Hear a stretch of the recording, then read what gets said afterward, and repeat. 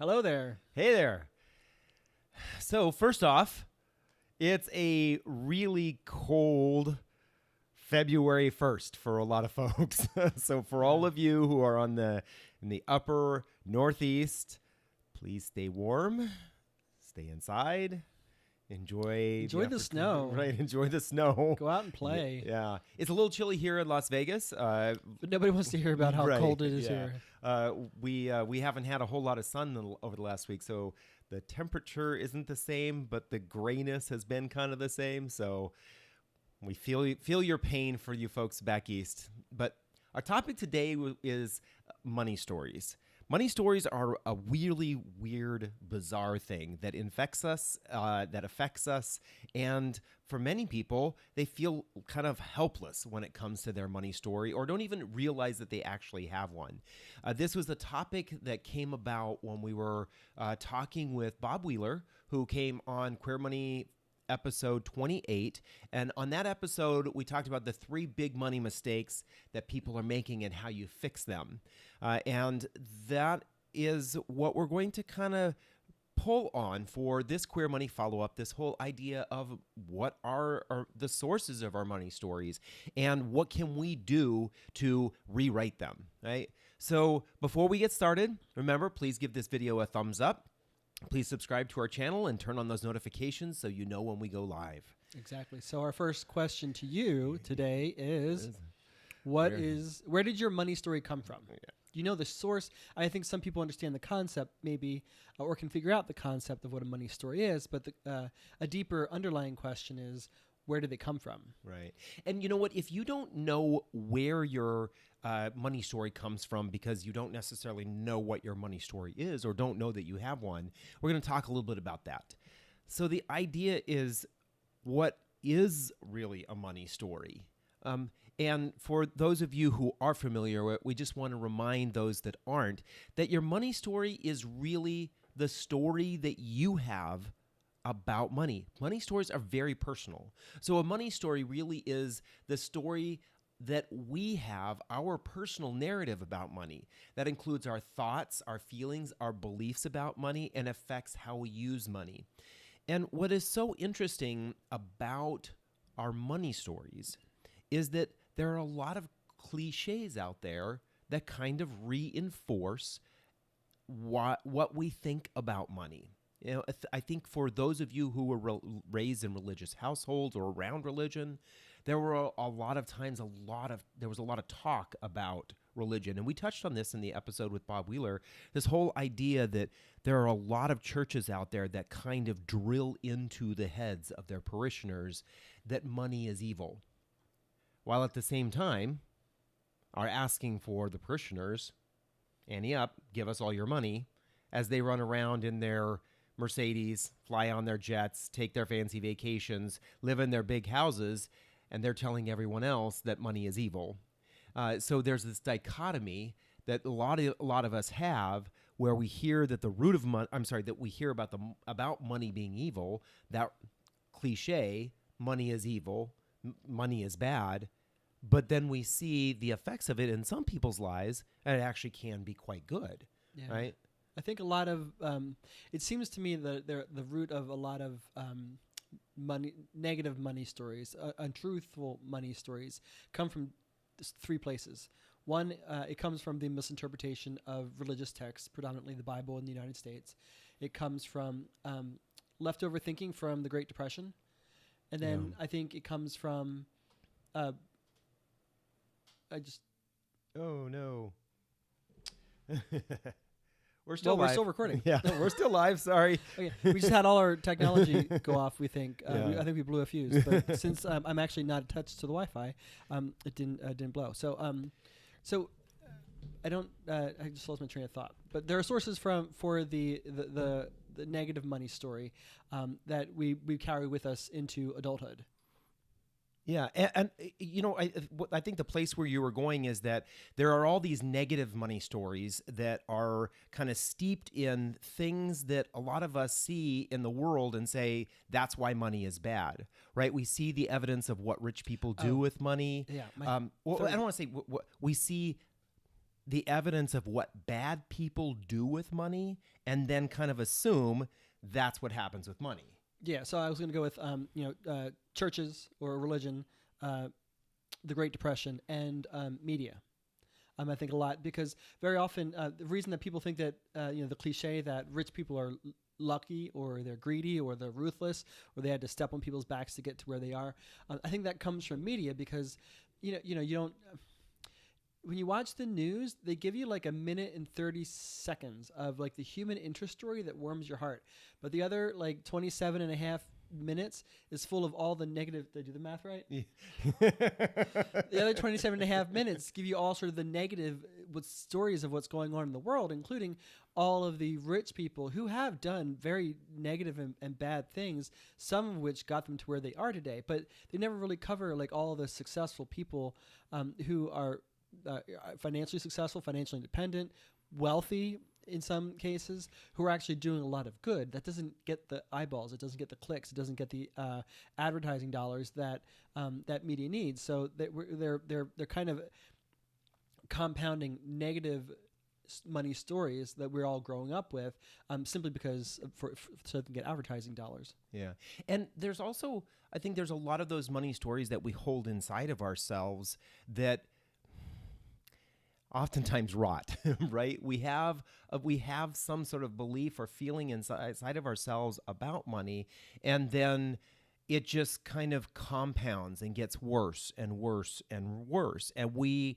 really get involved or buy into what it is that we believe about money, whether it's that money is bad or that I'm not able to earn any money. Oh, I can't be successful because of who I am, or the way I look, my age, my education level, that I'm not smart enough. I think there's a lot of these stories, these things that happen or cliches that have surrounded money, and we seem to adopt them and we allow them to kind of stunt our abilities in life. Well, I think we're raised at a very young age, so these beliefs are imprinted on us even before we have an opportunity to do some critical thinking. So we can't necessarily reject it. They're imprinted on us by our parents, predominantly, as Bob said over and over again on this particular episode. But then the general community and society reinforces what mom and dad tell us. So we think, well, all these people who have come before us must know what they're talking about.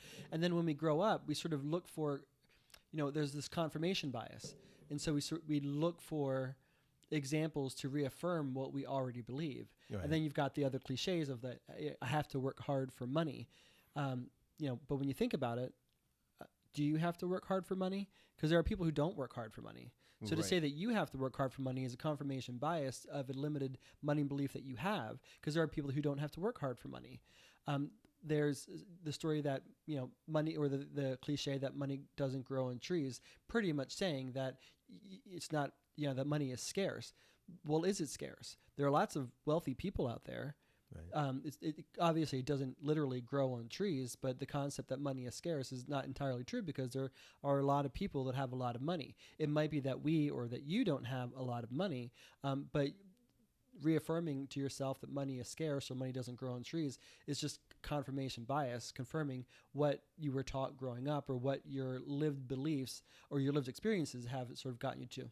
Right. I think we get kind of caught up in this idea that there is a limited supply of money because maybe we have experienced times when there has been a limited supply of money. Yeah. Right. I only have X number of dollars to make it to the end of the month or the end of the week, or our family doesn't have a lot of money. So there's this kind of reinforcement of scarcity or a limited supply. But the reality is if you, literally go back to 100 years ago and to then fast forward to today, there is a massive amount more money out there.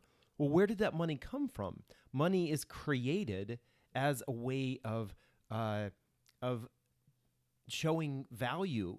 When we had Jacob Goldstein on Jacob Goldstein on the podcast a few weeks back. I think it was towards the end of the year, and he was talking about how money really is a made-up thing because, right, the piece of paper itself doesn't have any value to it. It just represents the value of something you want to trade for, something you have and you want to trade it for, right? And so money continually is being created by the value that we create. Well, that means if we can create more value, the more value I can create, the more money that is available. So we kind of get stuck in these mindsets of what happens with money, and that all kind of puts together our money story. Right. So we'll ask again, where did your money story come from? Yeah.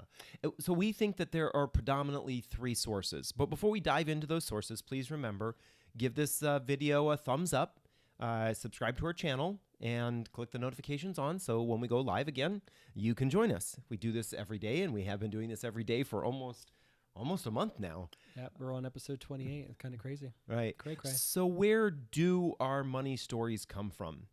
Well, I think the easiest one for most of us to understand. And it's sad that we have to say this. They get beat up all the time. And in this case, when you have a bad money story, it could actually be true that they may need to get beat up for this. No, David. Well, I think that, yeah, I agree. I mean, we all have the opportunity to make changes, and sometimes we would hope that individuals would make changes before they hand down money stories. But for the vast majority of us, the first place we get our money story is growing up in a family.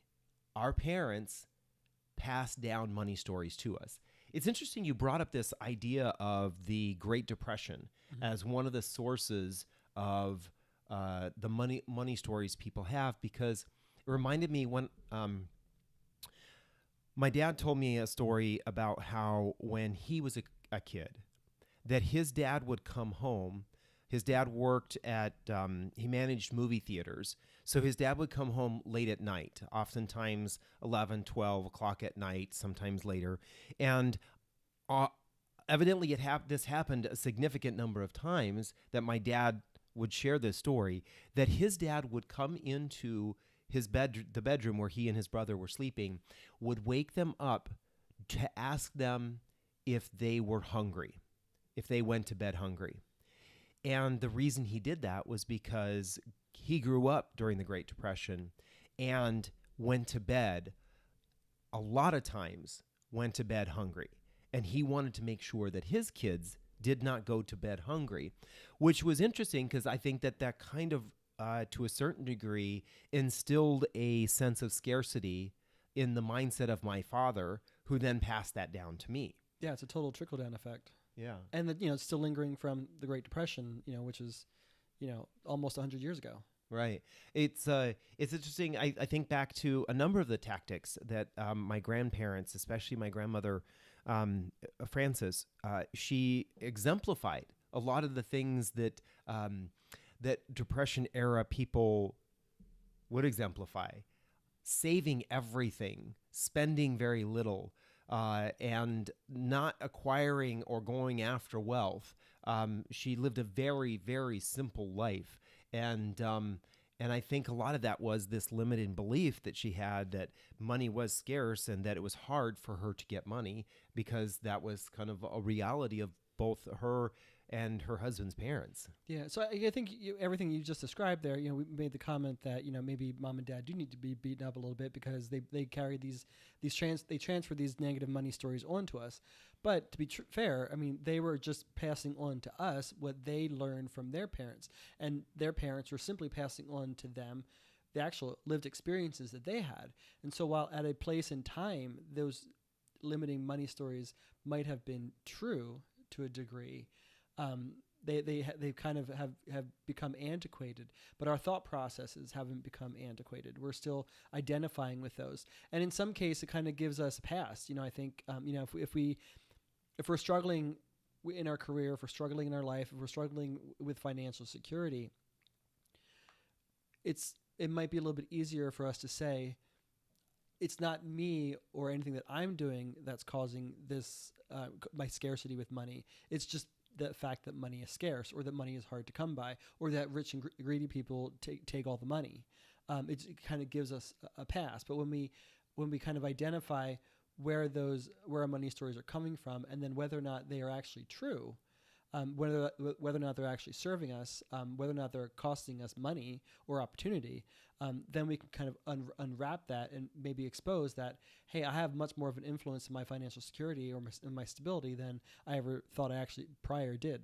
Right. And I think it's also good to remember that parents don't just pass down bad money stories, right? They pass down good money stories too. Right. I mean, some parents have done a great job about teaching their kids how to be entrepreneurial. Some parents have taught their children a great job about how to set aside money and save for retirement. Actually, we just interviewed Andy Hill of the Marriage, Kids, and Money podcast. Coming out next Tuesday. Yep. And he talked about how his parents did instill in him a good money story about how money works and how he can use money to his advantage in creating the kind of life that he wants.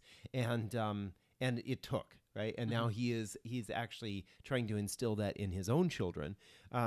So parents, I guess, to a certain degree, will give them a pass because sometimes it's good and sometimes it's bad. So that's source number one. Source number two are the other people we hang around with, our other circle of influence, our other acquaintances. Now, when we're young in life, that may be our school teachers. It may be the kids we hang out with or our school mates, right? Those individuals can instill in us certain beliefs about money. I mean, think about how a teacher can be teaching things about money and not intentionally, but may say things about money that could lead to a negative money story.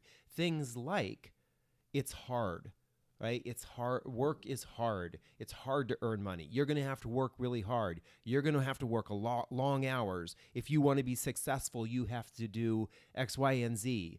And so they may instill some of these negative stories, but on the flip side, they may instill positive money stories as well. You know, I think there's a cultural negative money story that we don't actually talk about a whole lot.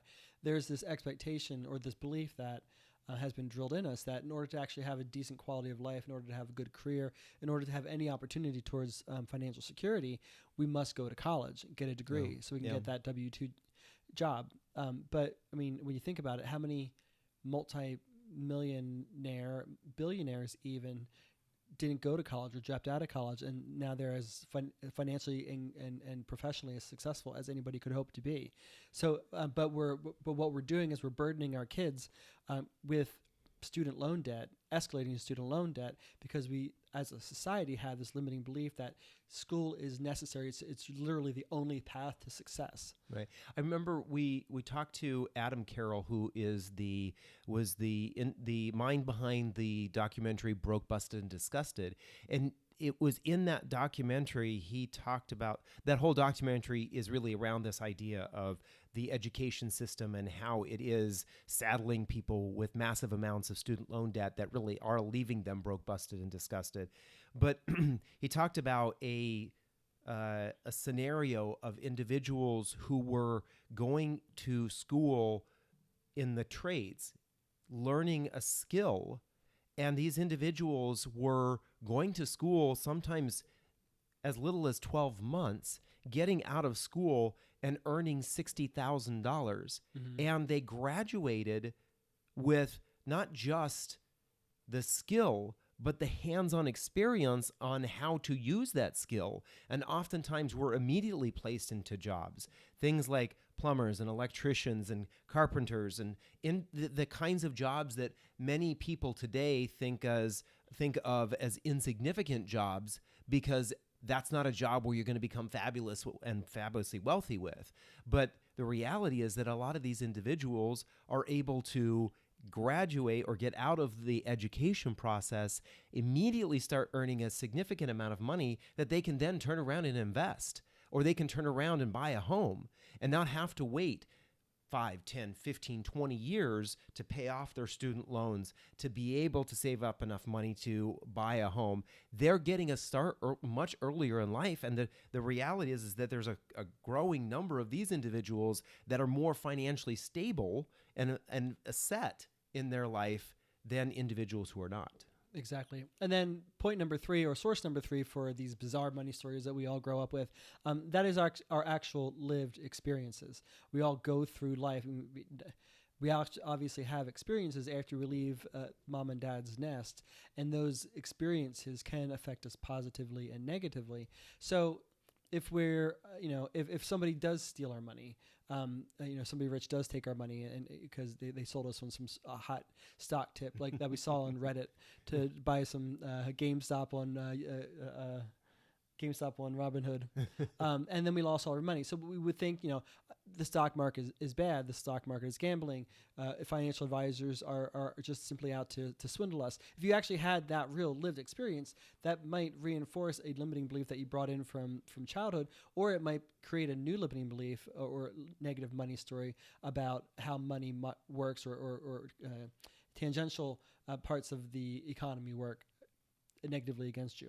Right. Those lived experiences oftentimes can maybe reinforce a cliche that we've heard, taking that from being a cliche to implanting it into our money story as a belief, and then that belief affects the rest of our lives, right? If we truly believe that the stock market is evil, or people or individuals who work in investments are evil, then we may intentionally avoid that whole industry as a possible opportunity for us to have a sustainable, lasting career, which could hurt us, right? We may be skipping out on a whole bunch of opportunity. Right.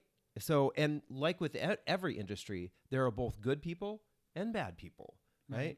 You even think of churches, right? There are good pastors and there are bad pastors. Not everybody in religion is a good person, right? And so the same is the case with every industry, but that's how we can internalize some of these lived experiences and form money stories around them.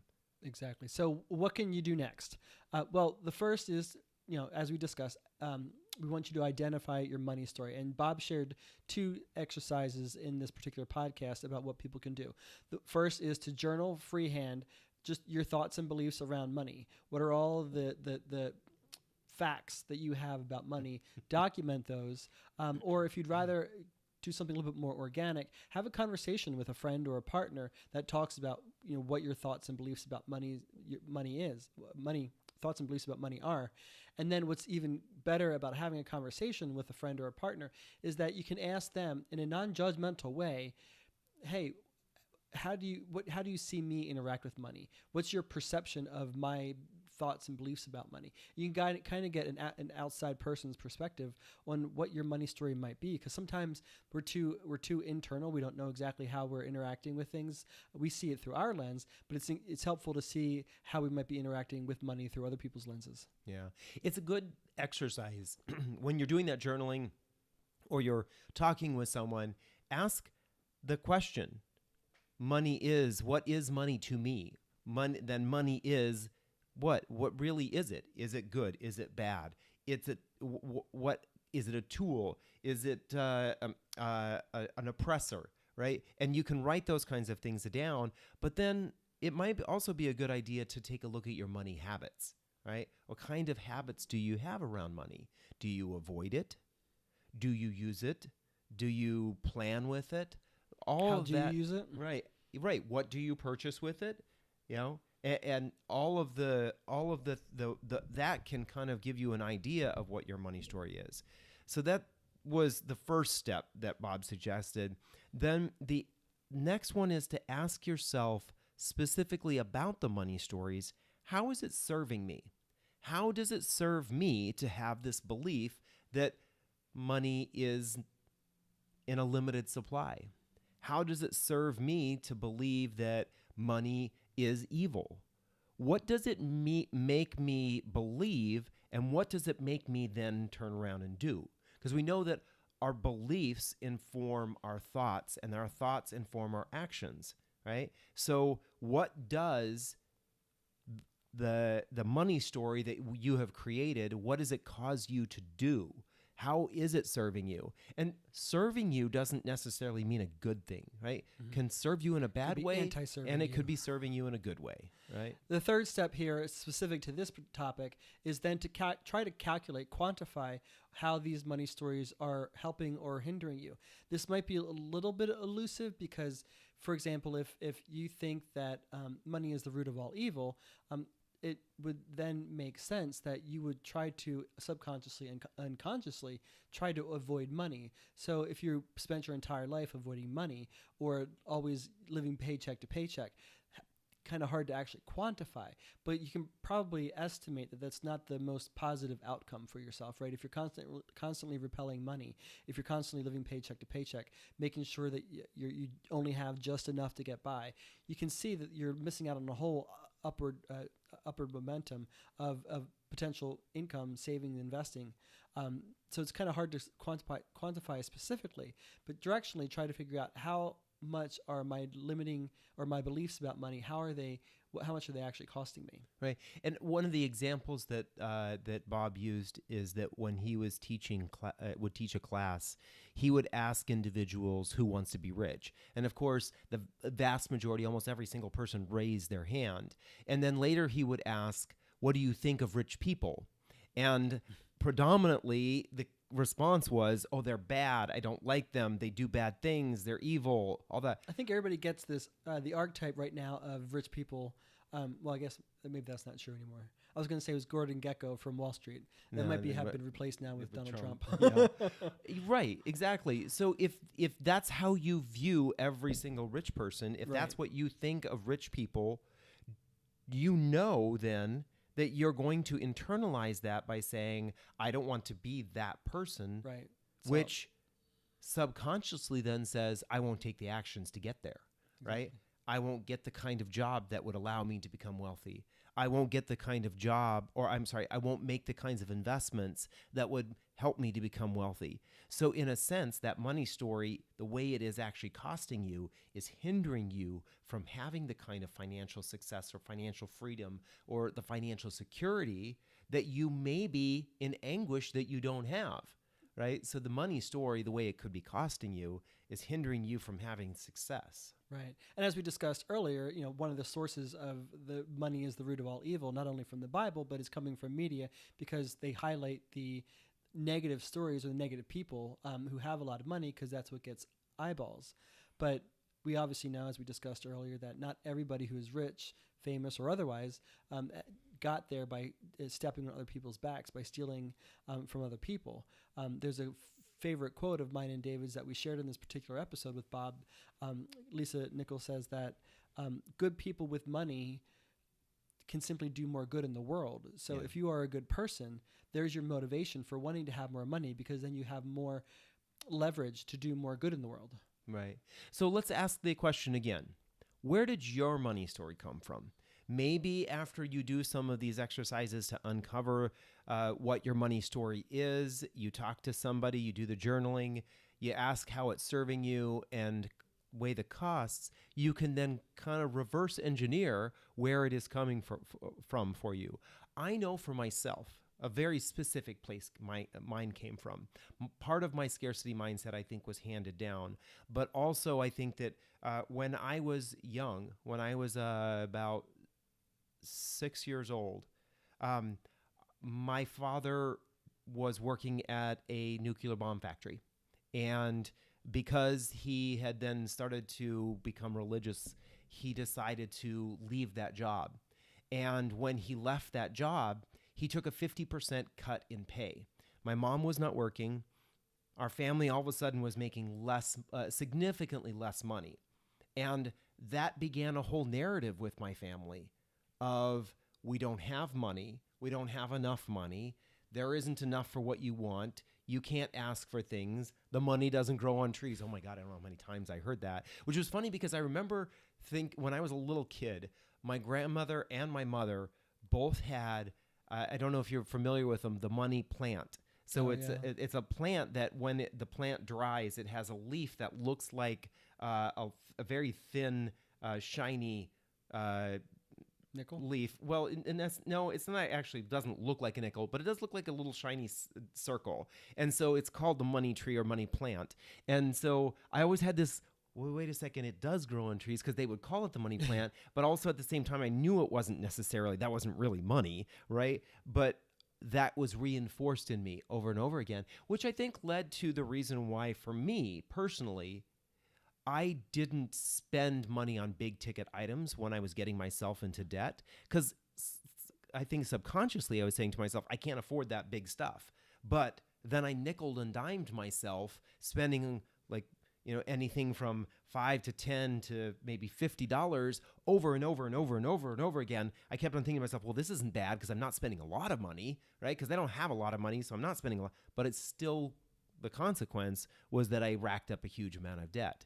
And then I think why I focused much more on figuring out how to reduce expenses rather than earn more money. And John has helped me with the latter. So here you go. One, identify what your money stories are. Second, identify how they're serving you positively or negatively. And then third, quantify what they're costing you. Once you've done that and you've identified whatever limiting negative money stories you have, I encourage you to go and listen or watch episode 16 of the Queer Money Follow-Up series, because we talk about ways, provide exercise on how to overcome limiting beliefs, money or otherwise. And so that might help you take this particular discussion with yourself or your partner or a friend to the next level. Yeah. We mentioned that episode on yesterday's Queer Money Follow-Up. I think that episode is becoming a popular one. Then also episode 246, was it, with Evolve Benton? Yes. I think it was episode 246 of the Queer Money podcast is a great one. Again, we mentioned it yesterday, but that one is all around how to reinforce positive money stories into your subconscious so that you can make improvements and move towards the financial success that you want to have.